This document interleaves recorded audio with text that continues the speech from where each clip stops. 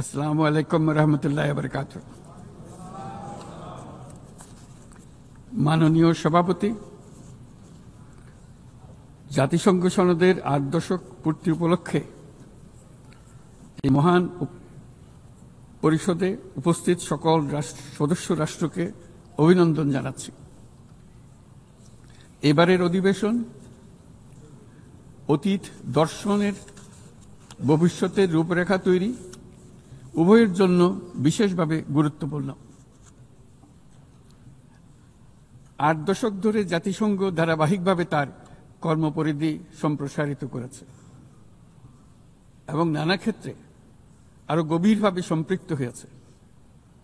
বিশ্বশান্তি ও নিরাপত্তা, মানবাধিকার, বিশ্বব্যাপী জীবনমানের উন্নয়ন, ন্যায় বিচার, ন্যায্যতা ও সমতা প্রসারে জাতিসংঘ অনস্বীকার্যভাবে ভূমিকা রেখেছে।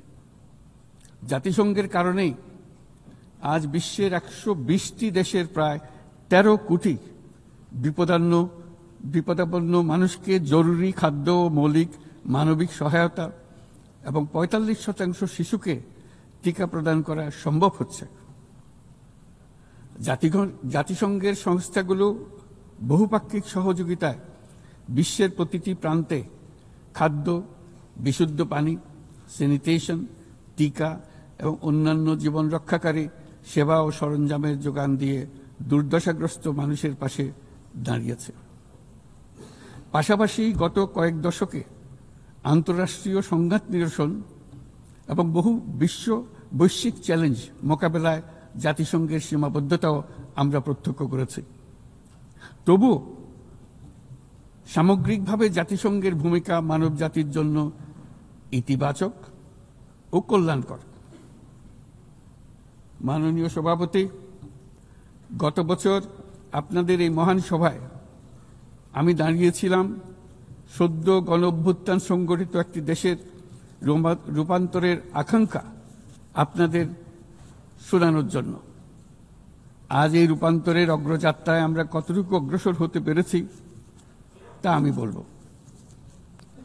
পৃথিবীর প্রতি 10 জনের মধ্যে 3 জনের নিবাস বাংলাদেশ, কিন্তু সেই কারণে অথবা ভূ রাজনৈতিকভাবে বিশ্বের একটি গুরুত্বপূর্ণ অবস্থানে বাংলাদেশ রয়েছে বলে আমাদের ইতিহাস জানার দরকার তা কিন্তু নয়, বরং এই কারণে বাংলাদেশের এই বর্ণনাটি গুরুত্বপূর্ণ যে তা সাধারণ মানুষের অসাধারণ ক্ষমতার উপর আস্থা তৈরি করবে।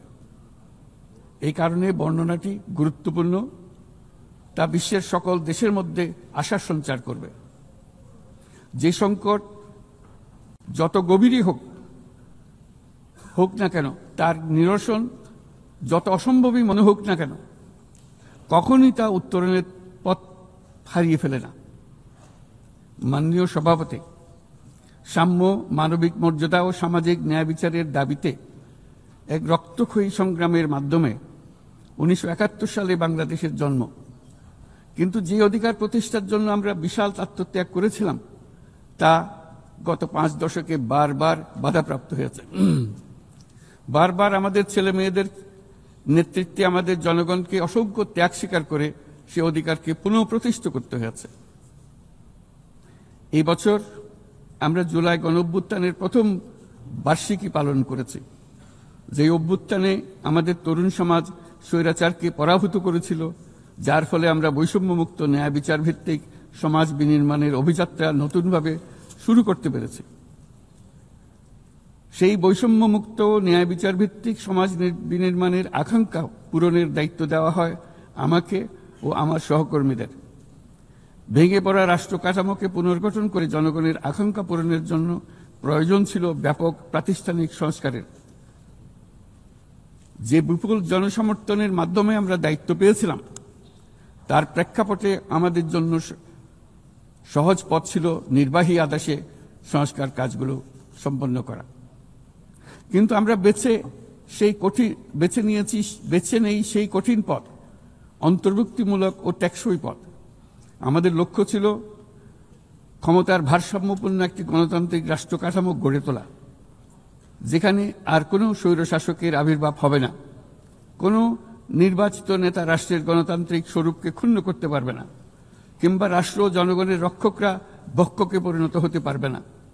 শাসন ব্যবস্থা, বিচার বিভাগ, নির্বাচন ব্যবস্থা, জনপ্রশাসন, আইন শৃঙ্খলা রক্ষা, দুর্নীতি বিরোধী কার্যক্রম, নারী অধিকার সহ সকল জাতীয় গুরুত্বপূর্ণ ক্ষেত্রে প্রয়োজনীয় সংস্কার করার জন্য আমরা 11টি স্বাধীন সংস্কার কমিশন প্রতিষ্ঠা করি।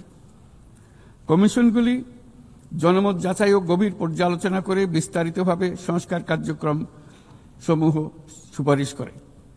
এই সংস্কার সুপারিশগুলো টেকসইভাবে বাস্তবায়নের জন্য আমরা একটা জাতীয় ঐক্যমত্য কমিশন গঠন করি, যারা 30টিরও বেশি রাজনৈতিক দল ও জোটকে নিয়ে এই আলোচনায় বসে। এই কমিশনের লক্ষ্য ছিল সংস্কার প্রস্তাবগুলোর প্রতি দলমত নির্বিশেষে একটি টেকসই সামাজিক অঙ্গীকার তৈরি করা। আমাদের এই অন্তর্ভুক্তিমূলক পদক্ষেপ সফল হয়। আমরা জুলাই অভ্যুত্থানের 1 বছর পূর্তিতে রাজনৈতিক দলগুলোর সাথে একই মঞ্চে দাঁড়িয়ে সকলে মিলে জুলাই ঘোষণার মাধ্যমে এই সংস্কার কার্যক্রমের প্রতি আমাদের সময়াবদ্ধ অঙ্গীকার ব্যক্ত করি। অর্থাৎ আগামী নির্বাচনে যে দলে জনগণের সমর্থন পাক না কেন, সংস্কার কার্যক্রম বাস্তবায়নে আর কোনো অনিশ্চয়তার অবকাশ থাকবে না। আপনারা জানেন যে আগামী বছরের ফেব্রুয়ারি মাসে আমরা জাতীয় নির্বাচন অনুষ্ঠানের প্রস্তুতি নিচ্ছি। পাশাপাশি স্বচ্ছতা ও জবাবদিহিতা, আইনের শাসন নিশ্চিত করবার জন্য আমাদের নিরবচ্ছিন্নভাবে নাগরিক বান্ধব সংস্কার চালিয়ে যাচ্ছি। মাননীয়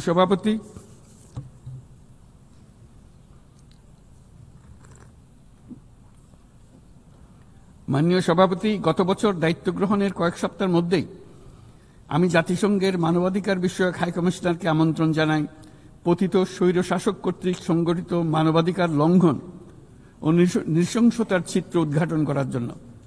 তারা মাঠ পর্যায়ে তদন্ত করে বিস্তারিত প্রতিবেদনের পাশাপাশি ভবিষ্যতে যাতে এই ধরনের অপরাধের পুনরাবৃত্তি না ঘটে সেই জন্য যেই সুপারিশমালা দিয়েছে তা আমরা আমাদের জাতীয় সংস্কার কার্যক্রমে যুক্ত করেছি। গত বছর সাধারণ পরিষদের অধিবেশনের পূর্বেই আমরা গুম সম্পর্কিত আন্তর্জাতিক কনভেনশনে যোগ দিয়েছিলাম। এখন এর বিধানসমূহ জাতীয় ক্ষেত্রে বাস্তবায়নের জন্য প্রয়োজনীয় আইন প্রণয়নের কাজ চলমান রয়েছে। এবছর আমরা জাতিসংঘের নির্যাতন বিরোধী কনভেনশনের ঐচ্ছিক প্রটোকলে যোগ দিয়েছি এবং এর বাস্তবায়নে একটি স্বাধীন প্রতিরোধমূলক জাতীয় প্রাতিষ্ঠানিক ব্যবস্থা প্রতিষ্ঠার জন্য আমরা কাজ করছি। নিবর্তনমূলক স্বৈরতান্ত্রিক ব্যবস্থা হতে মানবাধিকার সুরক্ষাকারী একটি গণতান্ত্রিক রাষ্ট্র ব্যবস্থা গড়ে তোলার জন্য প্রয়োজনীয় কারিগরি সহায়তা বৃদ্ধির লক্ষ্যে আমরা আমাদের দেশে 3 বছর মেয়াদে জাতিসংঘের মানবাধিকার বিষয়ক হাই কমিশনারের একটি মিশন পরিচালনার অনুমোদন দিয়েছি, যা ইতোমধ্যে কার্যক্রম শুরু করেছে। আমাদের এই সকল পদক্ষেপ ও অঙ্গীকার জনগণের প্রত্যাশারই প্রতিফলন। এই প্রত্যাশা মূলত একটি গণতান্ত্রিক, অন্তর্ভুক্তিমূলক ও বহুত্ববাদী সমাজ গড়ে তোলার প্রত্যাশা। মাননীয় সভাপতি, আমাদের উন্নয়ন কৌশলের কেন্দ্রবিন্দুতে রয়েছে সুশাসন, সামাজিক অন্তর্ভুক্তি ও টেকসই উন্নয়ন। বিগত 1.5 দশকের অভিজ্ঞতায় আমরা দেখেছি যে জবাবদিহিতা ছাড়া যে কোনো উন্নয়ন ক্ষণস্থায়ী ও ভঙ্গুর। রাজনৈতিক হীনস্বার্থ ও দুর্নীতির উদ্দেশ্যে গৃহীত অবকাঠামো প্রকল্প শুধু যে অর্থনীতির উপরে চাপ বাড়ায় তা নয়, তার জনগণের কোনো কল্যাণও করে না। দায়িত্ব গ্রহণের পর আমরা একে একে আবিষ্কার করি দুর্নীতি ও জনগণের সম্পদ চুরি কি ব্যাপক বিস্তৃতি লাভ করেছিল এবং তার ফলশ্রুতিতে দেশের সামষ্টিক অর্থনীতির অবস্থা কি ভয়ানক, নাজুক ও ভঙ্গুর হয়ে পড়েছিল। আমরা এর অবসান ঘটাচ্ছি যেন আর কখনোই উন্নয়নকে জনগণের সম্পদ আত্মসাতের অজুহাত হিসেবে ব্যবহার করা না যায়। দেশের নাজুক অর্থনৈতিক পরিস্থিতি মজবুত করতে আমরা সংস্কারমূলক কিছু কঠিন কিন্তু প্রয়োজনীয় সিদ্ধান্ত গ্রহণ করেছি। সবচেয়ে গুরুত্বপূর্ণ একটা সংস্কার হল রাজস্ব আহরণ ব্যবস্থাপনার সংস্কার। যে নীতি ও প্রণয়ন বাস্তবায়ন সংস্থাকে পৃথক করার জন্য আইন প্রণয়ন করা হয়েছে, এর মাধ্যমে স্বচ্ছতা ও জবাবদিহিতা নিশ্চিত হবে এবং রাজস্ব আহরণ বৃদ্ধি পাবে। এই উদ্যোগগুলো সদ্য সমাপ্ত FFD4 সম্মেলনে গৃহীত সেভিয়া অঙ্গীকারের সঙ্গে সামঞ্জস্যপূর্ণ।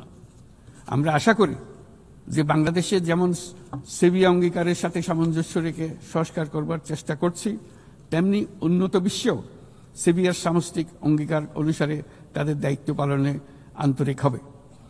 একই সাথে আমরা মনে করি আন্তর্জাতিক অর্থায়ন ব্যবস্থা, বৈশ্বিক আর্থিক প্রতিষ্ঠানগুলোর সিদ্ধান্ত গ্রহণ প্রক্রিয়া ও ব্যবস্থাপনার সংস্কার, একটি অন্তর্ভুক্তিমূলক আন্তর্জাতিক কর সহযোগিতার বৈশ্বিক কাঠামো, অবৈধ আর্থিক প্রবাহ ও দুর্নীতির বিরুদ্ধে সমন্বিত বৈশ্বিক পদক্ষেপ গ্রহণ এবং অবৈধ দুর্নীতিলব্ধ অর্থ পাচারকৃত সম্পদ পুনরুদ্ধারেও আন্তর্জাতিক সহযোগিতা বৃদ্ধি অত্যন্ত গুরুত্বপূর্ণ।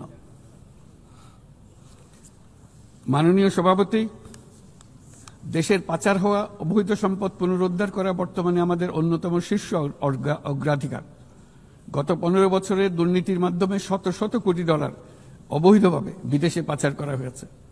আমরা নিরলসভাবে এই সম্পদ ফেরত আনার চেষ্টা করছি, কিন্তু সংশ্লিষ্ট দেশগুলোর আইনি প্রক্রিয়া এবং অন্যান্য নানাবিধ প্রতিবন্ধকতার কারণে আমাদের এই প্রচেষ্টা বারে বারে বাধাগ্রস্ত হচ্ছে। সংশ্লিষ্ট দেশগুলোর দৃঢ় সদিচ্ছা ছাড়া আমরা পাচার হওয়া অবৈধ সম্পদ পুনরুদ্ধারে সফল হতে পারছি না। বিশ্বের বিদ্যমান অর্থনৈতিক ব্যবস্থা উন্নয়নশীল দেশ থেকে সম্পদের এই অবৈধ পাচারকারীদের কার্যকরীভাবে প্রতিরোধ করতে ব্যর্থ হচ্ছে। কোনো কোনো ক্ষেত্রে আন্তর্জাতিক আর্থিক প্রতিষ্ঠানগুলোর বিধিবিধানগুলো বিশ্বব্যাপী বিভিন্ন ট্যাক্স হ্যাভেনে বিপুল পরিমাণে অবৈধ অর্থ স্থানান্তরে উৎসাহিত করছে। তাই যেসব দেশ ও প্রতিষ্ঠান এই পাচারকৃত সম্পদ গচ্ছিত রাখবার সুযোগ দিচ্ছে, তাদের আমি আহ্বান জানাচ্ছি তারা যেন এই অপরাধের সঙ্গে শরিক না হয়। এই সম্পদ তার প্রকৃত মালিককে অর্থাৎ কৃষক, শ্রমিক এবং সাধারণ করদাতাদের নিকট ফিরিয়ে দেন।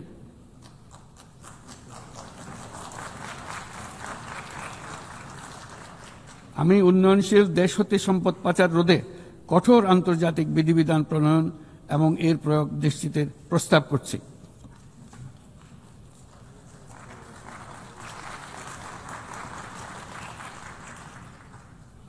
মাননীয় সভাপতি, রাজস্ব খাতের ঐতিহাসিক সংস্কারের পাশাপাশি আমরা বাজার ভিত্তিক মুদ্রা বিনিময় হার চালু করেছি। ব্যাংক খাতে অ্যাসেট কোয়ালিটি রিভিউ, নতুন ব্যাংক রেজলিউশন অধ্যাদেশ, আসন্ন ডিপোজিট প্রোটেকশন অধ্যাদেশের মাধ্যমে শৃঙ্খলা ও স্থিতিশীলতা ফিরিয়ে আনছি। পুঁজিবাজারে সংস্কার, টাস্কফোর্স ও শক্তিশালী তদন্ত ব্যবস্থার মাধ্যমে তদারকি আধুনিকীকরণ করেছি।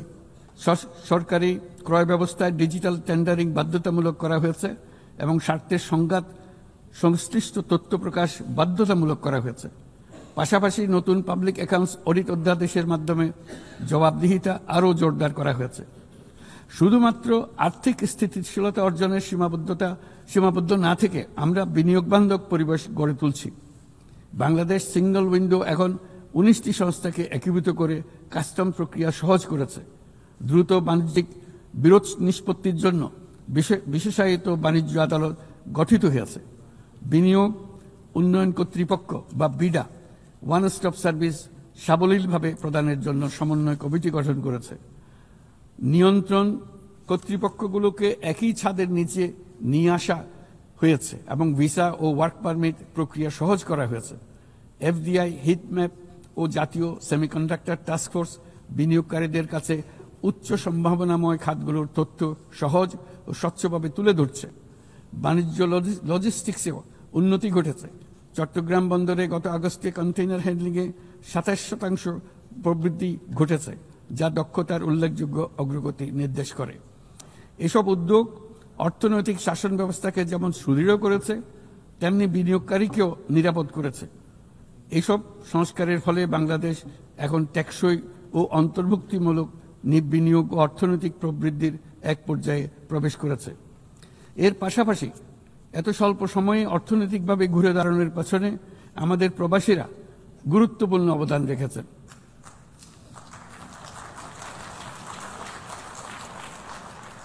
তারা বিদেশের মাটিতে কঠোর পরিশ্রম করে প্রতি মাসে দেশের রেকর্ড পরিমাণ রেমিটেন্স পাঠাচ্ছেন। শুধু বাংলাদেশেই নয়, স্বাগতিক দেশগুলোতেও তাদের বিশাল অবদান রয়েছে। তারা সেখানে বহুল চাহিদা সম্পন্ন সেবা প্রদান করছেন।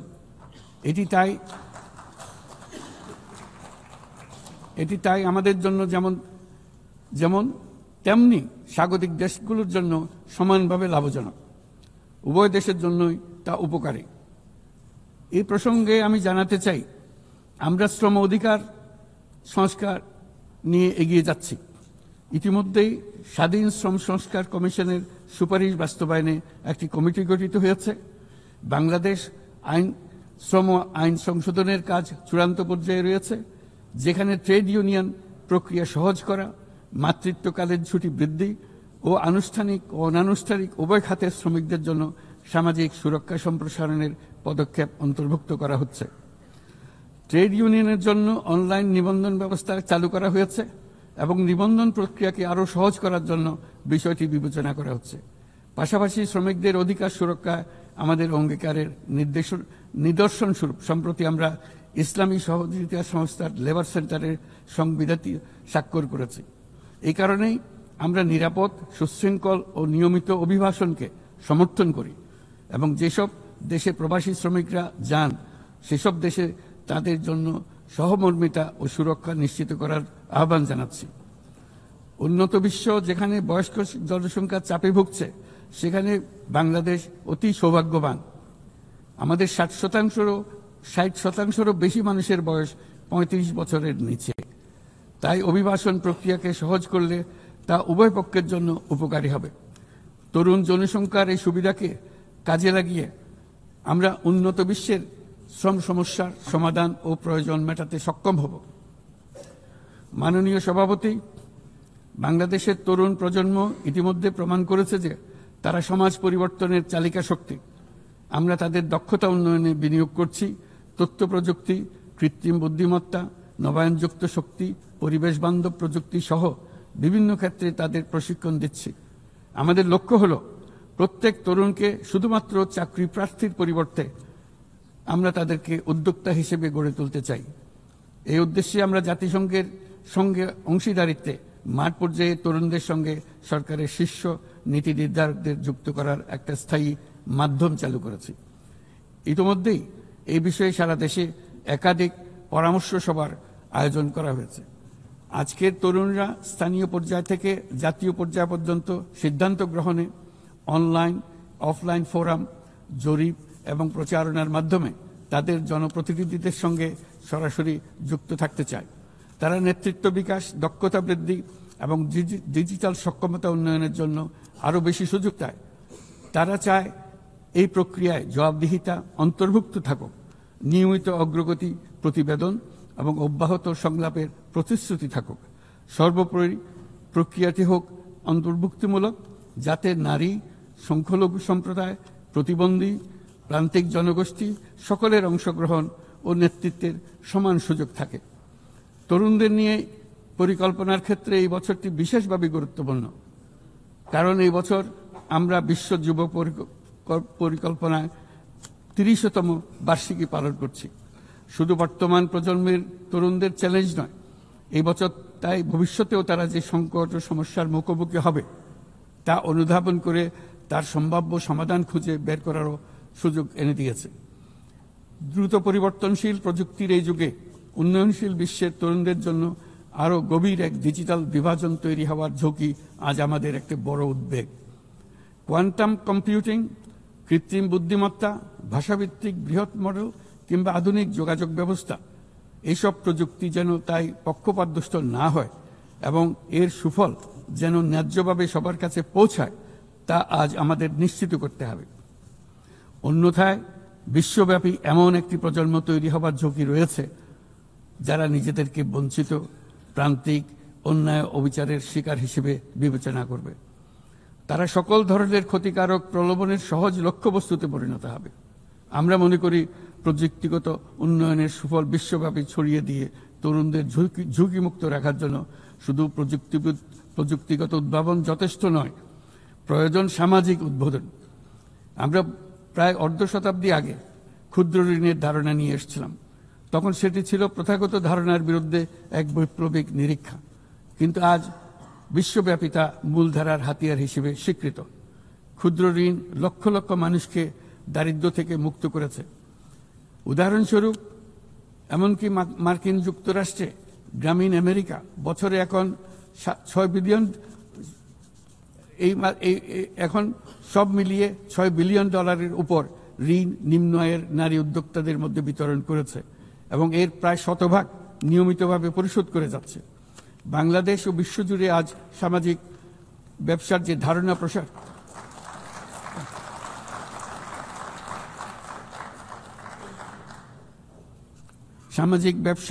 ধারণা প্রসার করেছি, এটি এমন একটি ব্যবসা যার সম্পূর্ণ মুনাফা সামাজিক কল্যাণে পুনর্বিনিয়োগ করা হয়। সামাজিক ব্যবসা প্রমাণ করেছে যে প্রতি মানুষের উদ্যোক্তা হওয়ার সত্তা সামাজিক কল্যাণে এবং সামাজিক সমস্যা সমাধানে কাজে লাগানো সম্ভব। এর ফলে পৃথিবীর যাবতীয় সমস্যা সমাধানের একটি সৃজনশীল পদ্ধতি সকলের হাতে এসে যায়, যেটি পরিবেশের সমস্যা হোক, সম্পদ কেন্দ্রীভূত হওয়ার সমস্যা হোক, স্বাস্থ্যের সমস্যা হোক, বেকারত্ব দূরীকরণের সমস্যা হোক, দারিদ্র্য দূরীকরণের সমস্যা হোক, সবকিছুতেই এই পদ্ধতি টেকসইভাবে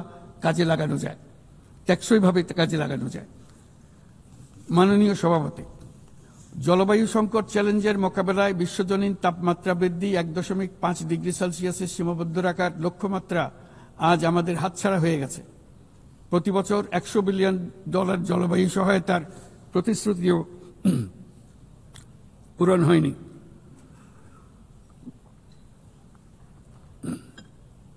বরং যে ক্ষুদ্র অঙ্কের অর্থ বরাদ্দ হয়ে থাকে তাও কাগজে কলমে দেখানো হচ্ছে বহুগুণ হিসেবে। এটি সম্পূর্ণ অগ্রহণযোগ্য। আমাদের সন্তানদের ভবিষ্যতের জন্য এখনই কার্যকর ব্যবস্থা নিতে হবে। লস অ্যান্ড ড্যামেজ ফান্ড পুরোপুরি চালু করতে হবে। জলবায়ুর পরিবর্তনের বিরূপ প্রতিক্রিয়া প্রশমনের উদ্যোগ যেমন বাড়াতে হবে, তেমনি অভিযোজনেও সমান গুরুত্ব দিতে হবে। আর অভিযোজন প্রচেষ্টা হতে হবে দেশজ, স্থানীয়ভাবে নির্ধারিত এবং স্থানীয়ভাবে পরিচালিত। বাংলাদেশ ইতিমধ্যে স্থানীয়ভাবে সংবেদনশীল অভিযোজনের নীতিকে মূল ভিত্তি হিসেবে গ্রহণ করেছে। আসন্ন COP30 সম্মেলনে আমরা তৃতীয়বারের মতো জলবায়ু পরিবর্তন রোধ করবে আমাদের জাতীয় প্রতিশ্রুতি ঘোষণা করব, যেখানে জলবায়ু পরিবর্তনের বিরূপ প্রতিক্রিয়া প্রশমন লক্ষ্যের পাশাপাশি অভিযোজন উদ্যোগও থাকবে। বিশেষ গুরুত্ব পাবে ম্যানগ্রোভ বনাঞ্চল রক্ষা, জলাভূমি পুনরুদ্ধার করা। একই সঙ্গে আমরা আশা করি যে বৈশ্বিক সম্প্রদায়, বিশেষ করে উচ্চ কার্বন নিঃসরণকারী দেশগুলো তাদের দায়িত্বটুকু আন্তরিকভাবে পালন করবে।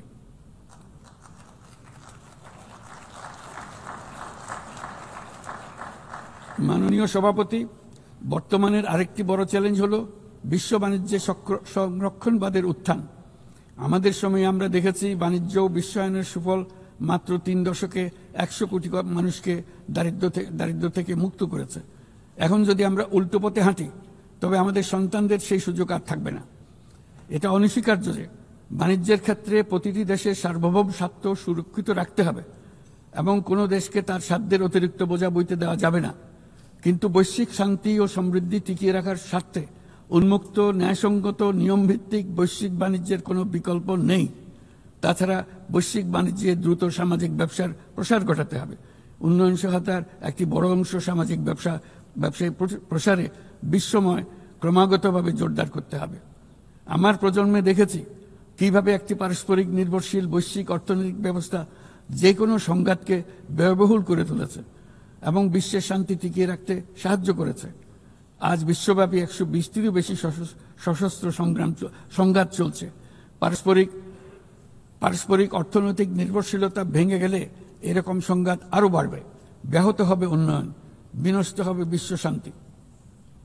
মাননীয় সভাপতি, আমাদের প্রতিবেশী দেশ মায়ানমারে চলমান সংঘাত সমগ্র অঞ্চলের জন্য গভীর উদ্বেগজনক পরিস্থিতির সৃষ্টি করেছে। এটি যে শুধু আঞ্চলিক স্থিতিশীলতাকে ঝুঁকিতে ফেলছে তা নয়, বরং বাংলাদেশে আশ্রয়প্রাপ্ত বলপূর্বক বাস্তুচ্যুত রোহিঙ্গাদের তাদের মাতৃভূমি মায়ানমারে প্রত্যাবাসনকেও কঠিন করে তুলেছে। 8 বছর পার হয়ে গেল, রোহিঙ্গা সংকটের কোনো সমাধান হলো না। উপরন্তু বাংলাদেশ প্রতিনিয়তই মায়ানমার থেকে আগত রোহিঙ্গাদের আশ্রয় দিয়ে চলেছে। স্পষ্টতই সাংস্কৃতিক পরিচয়ভিত্তিক রাজনীতির কারণে রোহিঙ্গাদের উপর অধিকার বঞ্চনা ও নির্যাতন রাখাইনে অব্যাহত রয়েছে। রোহিঙ্গাদের প্রান্তিকীকরণ প্রক্রিয়া আর চলতে দেওয়া যাবে না। যেসব বৈষম্যমূলক নীতি ও কর্মকাণ্ড আজকের এই পরিস্থিতি তৈরি করেছে তার সমাধান ও প্রতিকারমূলক ব্যবস্থা এখনই গ্রহণ করা সম্ভব।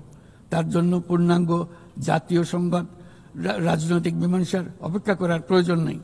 রাখাইনের সমস্যাগুলো চূড়ান্তভাবে রাজনৈতিক সমাধান করা দরকার। তবে এর জন্য রাখাইন অঞ্চলের সংশ্লিষ্ট সকল জাতিসত্তার অংশগ্রহণে এমন একটি বন্দোবস্ত প্রয়োজন যেন রোহিঙ্গারা সম অধিকার ও নাগরিকত্ব সহ সমাজের অংশ হতে পারে।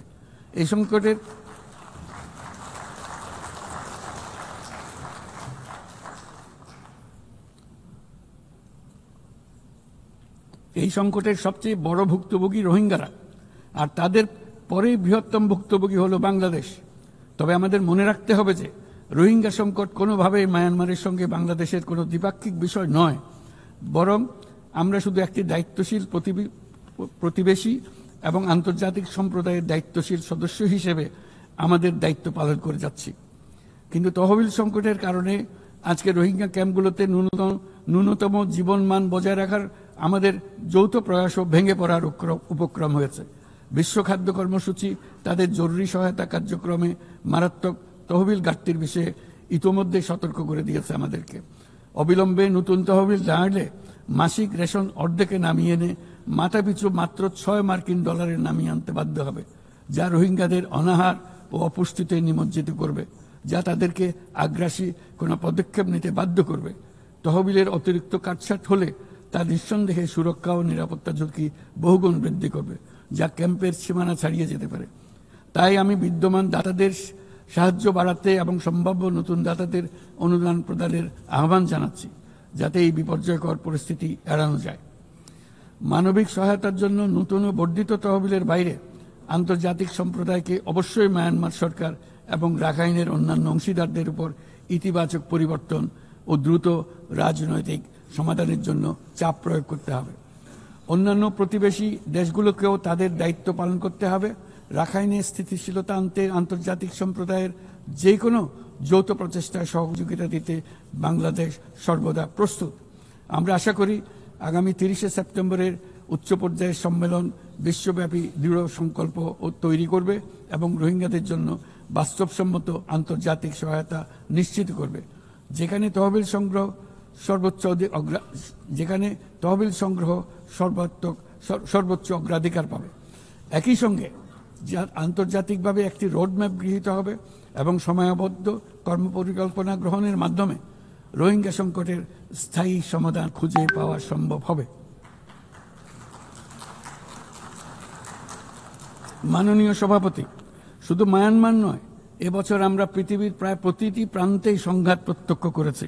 ইউরোপ, দক্ষিণ এশিয়া, মধ্যপ্রাচ্য, বিশ্বের সবচেয়ে ঘনবসতিপূর্ণ অঞ্চলে আমরা বাস করি।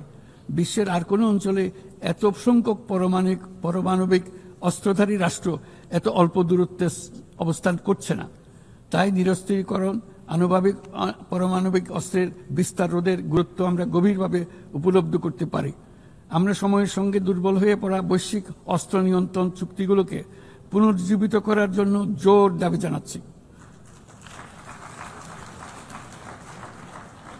বিশেষ করে মধ্যপ্রাচ্য ও দক্ষিণ এশিয়ায় পারমাণবিক অস্ত্রমুক্ত অঞ্চল প্রতিষ্ঠার আহ্বান জানাচ্ছি। একই সঙ্গে আমরা পূর্ণ স্বচ্ছতার সঙ্গে শান্তিপূর্ণভাবে পারমাণবিক শক্তি ব্যবহারের যে অধিকার প্রতিটি রাষ্ট্রের রয়েছে তার প্রতি পূর্ণ সমর্থন জানাচ্ছি। একটি দায়িত্বশীল দেশ হিসেবে আমাদের প্রথম পারমাণবিক বিদ্যুৎ কেন্দ্র চালু করার আগেই এই বছর আমরা আন্তর্জাতিক পরমাণু শক্তি সংস্থার আওতাধীন পরমাণু নিরাপত্তা ও বর্জ্য ব্যবস্থাপনা সম্পর্কিত যৌথ কনভেনশনে যোগদান করেছি। এই যোগদানের মাধ্যমে সর্বোচ্চ মানের পারমাণবিক নিরাপত্তা ও স্বচ্ছতার প্রতি আমরা আমাদের প্রতিশ্রুতি পুনর্ব্যক্ত করছি। মাননীয় সভাপতি, আমি সবসময় মানুষকে আশার বাণী শুনিয়েছি, কখনো ভয় দেখিয়ে কিছু করা আমি সমর্থন করিনি, কিন্তু আজ আমাকে সেখান থেকে সরে এসে ভয়ঙ্কর কিছু কথা বলতে হচ্ছে। আজ আমি সতর্ক করছি, চরম জাতীয়তাবাদ, অন্যের ক্ষতি হয় এমন ভূ রাজনীতি এবং অন্যের দুর্ভোগ ও পীড়নের প্রতি ওদেশশূন্য বহু দশকের পরিশ্রমে আমরা যে অগ্রগতি অর্জন করেছি তা ধ্বংস করে দিচ্ছে। এর সবচেয়ে মর্মান্তিক চিত্র আমরা দেখেছি গাজায়। শিশুরা না খেয়ে অকাল মৃত্যুবরণ করছে, বেসামরিক জনগোষ্ঠীকে নির্বিচারে হত্যা করছে, হাসপাতাল, স্কুল সহ একটা গোটা জনপদ নিশ্চিহ্ন করে দিচ্ছে। জাতিসংঘের স্বাধীন তদন্ত কমিশনের সাথে আমরাও একমত যে আমাদের চোখের সামনেই একটি নির্বিচার গণহত্যা সংঘটিত হচ্ছে। আমাদের দুর্ভাগ্য যে মানব জাতির পক্ষ থেকে এর অবসানে আমরা সর্বোচ্চ চেষ্টা করছি না এখনো। এই অবস্থা চলতে থাকলে ভবিষ্যৎ প্রজন্ম ও ইতিহাস আমাদেরকে ক্ষমা করবে না।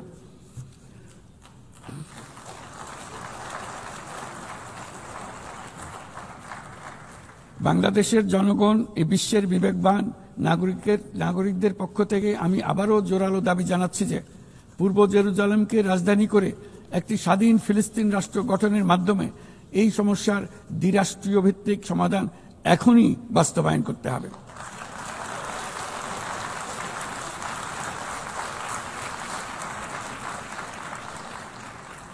শুধুমাত্র 1967 সালের পূর্বের সীমারেখার ভিত্তিতে যেখানে ইসরায়েল ও ফিলিস্তিনি শান্তিপূর্ণ সহাবস্থানে থাকবে তখনই ন্যায় বিচার সম্পূর্ণভাবে কার্যকর হবে।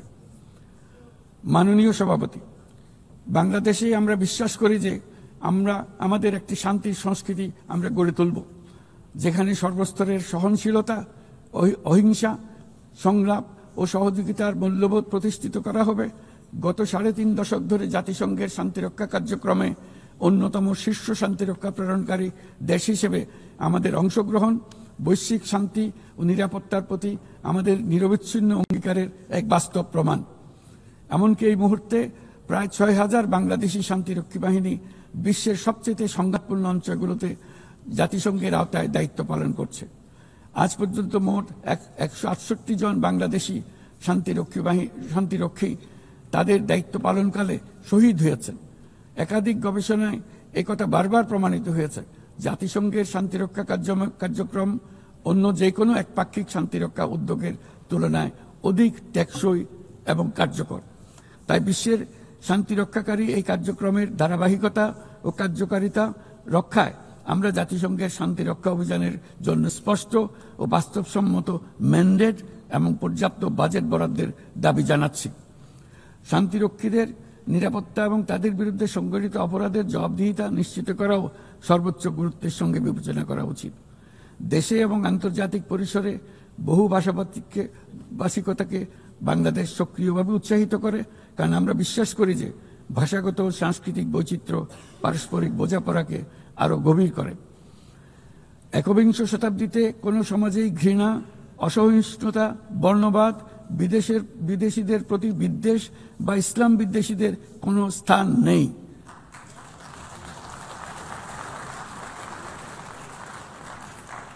অথচ বর্তমানে বিভ্রান্তিমূলক প্রচারণা, ঘৃণাত্মক বক্তব্য গুরুতর উদ্বেগের বিষয় হয়ে দাঁড়িয়েছে। গত বছর বাংলাদেশে ছাত্র জনতার অভ্যুত্থান পরবর্তী সময়ে বিভিন্ন স্বার্থান্বেষী গোষ্ঠীর পক্ষ থেকে উদ্দেশ্যমূলকভাবে বিভ্রান্তিকর সংবাদ ছড়ানো হয়েছে, যা এখনো চলমান রয়েছে।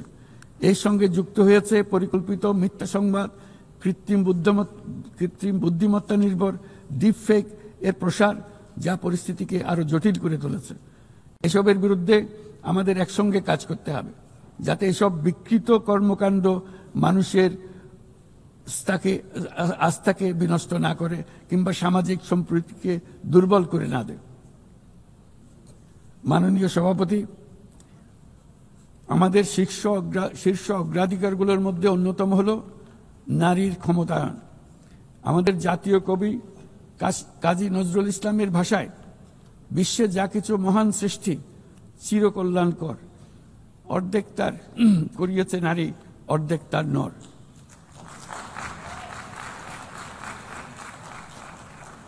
প্রকৃতপক্ষে বর্তমান বিশ্বে অনেক গুরুত্বপূর্ণ ক্ষেত্রে নারীদের অবদান অর্ধেকেরও বেশি।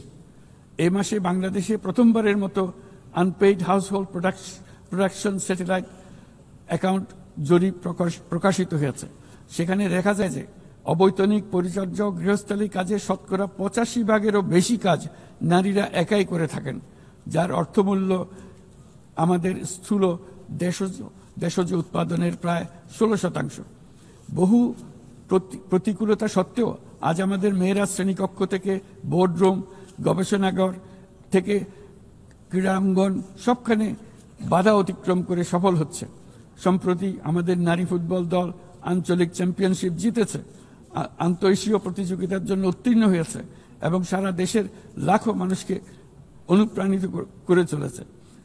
নারীর নিরাপত্তা ও মর্যাদা এবং সমান সুযোগ সুনিশ্চিত করার জন্য আমার সরকার প্রচেষ্টা অব্যাহত রয়েছে। এই বছর আমরা বেইজিং ঘোষণাপত্রের ৩০তম বার্ষিকী উদযাপন করছি। এই উপলক্ষে নারীর ক্ষমতায়নে আমাদের অঙ্গীকারকে আরও জোরদার করতে আমরা বেইজিং +30 অ্যাকশন এজেন্ডা এর অধীনে আগামী 5 বছরে বাস্তবায়নের লক্ষ্য নিয়ে 4টি জাতীয় প্রতিশ্রুতি ঘোষণা করেছি। এর মধ্যে রয়েছে যৌন হয়রানি প্রতিরোধ, সুরক্ষা সংক্রান্ত আইন প্রণয়ন করা, নারীর অবৈতনিক পরিচর্যা ও গৃহস্থলী কাজের স্বীকৃতি ও মূল্যায়ন নিশ্চিত করা, রাজনৈতিক ও জনপরিসরে নারীর অংশগ্রহণ বৃদ্ধি করা, নারীর সমতা ও ক্ষমতায়নের প্রতি সংবেদনশীল বাজেট প্রণয়ন পদ্ধতি শক্তিশালী করা। মাননীয় সভাপতি,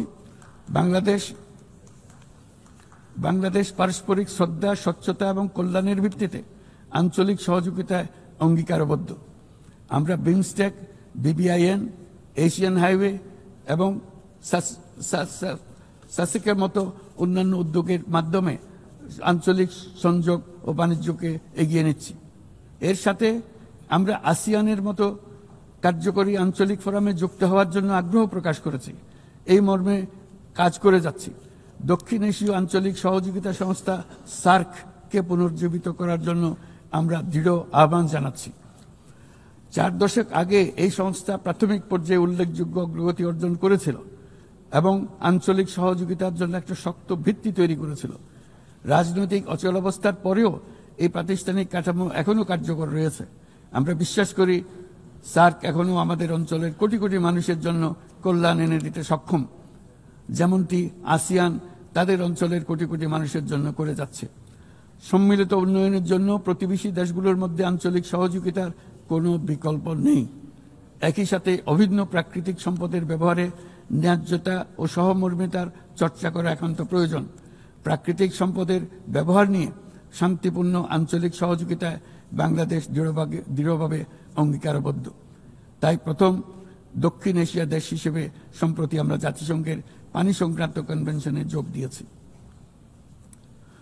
মাননীয় সভাপতি, শতাব্দীর পর শতাব্দী ধরে রাজনৈতিক শোষণ, সম্পদ লুণ্ঠন, কাঠামোগত বৈষম্য আজকের অসম উন্নয়নের বাস্তবতা তৈরি করে গিয়েছে। আজ থেকে 1 দশক পূর্বে আমরা যখন এজেন্ডা 2030 অর্জনে একমত হয়েছিলাম, তখন আমরা পথ পরিবর্তন করে সঠিক লক্ষ্যে এগিয়ে যাওয়া নিয়ে আশাবাদী হয়েছিলাম। কিন্তু আজকের বাস্তবতা হলো টেকসই উন্নয়নের অভিষ্ট বাস্তবায়নের যে অগ্রগতি কাম্য ছিল তা মারাত্মকভাবে পিছিয়ে পড়েছে। উন্নয়নে অর্থায়নের ঘাটতি ক্রমশ বাড়ছে। উন্নয়ন সহায়তার প্রবাহ কমছে। আমরা দাতার দেশসমূহকে এই প্রবণতা থেকে বেরিয়ে এসে তাদের অঙ্গীকার পূরণ করতে আহ্বান জানাচ্ছি। আমরা স্বল্পোন্নত দেশ হতে উন্নয়নশীল দেশ হিসেবে উত্তরণের প্রক্রিয়ায় আছি। আমাদের মসৃণ ও টেকসই উত্তরণ নিশ্চিত করতে আন্তর্জাতিক সম্প্রদায়ের, বিশেষ করে জাতিসংঘের সংশ্লিষ্ট সংস্থাসমূহের সহযোগিতা অত্যন্ত জরুরি। তাদের সাহায্য সহায়তা আমরা কামনা করছি। এ বিষয়ে OHRLS সহ সংশ্লিষ্ট সংস্থাসমূহের কার্যক্রমকে সাধুবাদ জানাই। স্বল্পোন্নত দেশসমূহ এবং ঝুঁকিতে থাকা অন্যান্য দেশগুলোর প্রতি আমাদের কার্যকর সহযোগিতা প্রদানের জন্য আমরা আমাদের দপ্তরকে আরও শক্তিশালী করার আহ্বান জানাচ্ছি। একই সঙ্গে অনুদান ও ঋণের পাশাপাশি সরকারি ও বেসরকারি উদ্যোগে সামাজিক ব্যবসা খাতকে বিপুলভাবে এগিয়ে দিয়ে যাওয়ার জন্য আহ্বান জানাচ্ছি। এই নতুন পদ্ধতি দাতা ও গ্রহীতা উভয় দেশের জন্য মঙ্গলজনক হবে এবং উৎসাহব্যঞ্জক হবে। সৃজনশীলতার অতি উচ্চ পর্যায়ে যেতে আমাদের সহায়ক হবে। মাননীয় সভাপতি, বাংলাদেশের অগ্রগতি উন্নয়নের অভিযাত্রায় জাতিসংঘের অবদানকে আমরা সাধুবাদ জানাই। বিশ্বশান্তি ও নিরাপত্তা উন্নয়ন, মানবাধিকার, জাতিসংঘের এই 3টি স্তম্ভের প্রতি আমরা পূর্ণ আস্থা পুনর্ব্যক্ত করছি। আমার বক্তব্যের শুরুতেই আমি বলেছিলাম যে আজ 8 দশকে জাতিসংঘ বারবার দেখিয়েছে যে বহুপাক্ষিক কূটনীতি মানব জাতিকে আরো ভালোভাবে একসঙ্গে বেঁচে থাকার সহায়তা করে। তবু এর 80তম বার্ষিকীতে আমাদের স্বীকার করতেই হবে যে বহুপাক্ষিক কূটনীতি আজ নানা রকম চাপের মধ্যে রয়েছে। প্রায়শই অসম দ্বিপাক্ষিক সম্পর্কের টানাপোড়েনে আবারও প্রমাণ করেছে যে বহুপাক্ষিক কূটনীতি আমাদের শেষ এবং সর্বোত্তম ভরসা। তাই বহুপাক্ষিক কূটনীতির ধারক ও বাহক জাতিসংঘকে উজ্জীবিত রাখতে আমরা সদস্য রাষ্ট্রগুলোর সাথে পূর্ণ স্বচ্ছতা ও আন্তরিকতা আলোচনার আহ্বান জানাচ্ছি। বর্তমান সময়ের দাবি মেটাতে বহুপাক্ষিকতার প্রতি আমাদের যৌথ আকাঙ্ক্ষা পূরণ করতে হলে জাতিসংঘকে ক্রমাগত বিকশিত ও অভিযোজিত হতে হবে। আমার এই মর্মে আমরা মহাসচিবের UN80 উদ্যোগকে স্বাগত জানাই। তবে একই সঙ্গে জোর দিয়ে বলতে চাই যে সংস্কারের নামে যেন বহুপাক্ষিকতাকে দুর্বল করা না হয় বা উন্নয়নশীল দেশগুলোর কণ্ঠস্বরকে অবহেলা না করা হয়। সংস্কারের একমাত্র লক্ষ্য হওয়া উচিত মাঠ পর্যায়ে বাস্তব ও ইতিবাচক পরিবর্তন আনা। জনাব সভাপতি, গত বছর আমার জনগণ প্রমাণ করেছে যে জগতে অন্যায়ের বিনাশ অবশ্যম্ভাবী। তারা প্রমাণ করেছে যে পরিবর্তন যেমন সম্ভব তেমনি এটা অপরিহার্য। আমাদের মনে রাখা দরকার যে সামনের দিনে যে চ্যালেঞ্জগুলো আসছে তা কোনো দেশের পক্ষে একা মোকাবেলা করা সম্ভব নয়। একই সঙ্গে আমাদের এটাও মনে রাখতে হবে যে বর্তমান পৃথিবীতে কোনো একটি দেশ সংকটে পড়লে অথবা বিশ্বের কোনো এক প্রান্তে সংকট দেখা দিলে সমগ্র বিশ্বের নিরাপত্তায় ঝুঁকির মুখে পড়ে যায়। আমাদেরকে ৩-০ পৃথিবী গড়ার স্বপ্ন নিয়ে অগ্রসর হতে হবে। তরুণরা ৩-০ বাস্তবায়নের সৈনিক হয়ে বড় হবে। তাদের সামনে থাকবে শূন্য কার্বন, শূন্য সম্পদ কেন্দ্রীভূতকরণ ও শূন্য বেকারত্ব। এর ভিত্তিতে তারা গড়ে তুলবে তাদের পৃথিবী। ৩-০ পৃথিবী গড়া জাতিপুঞ্জের সকলের স্বপ্ন হোক, এই কামনা ব্যক্ত করে আমার বক্তব্য এখানে শেষ করছি। সবাইকে ধন্যবাদ, অসংখ্য ধন্যবাদ।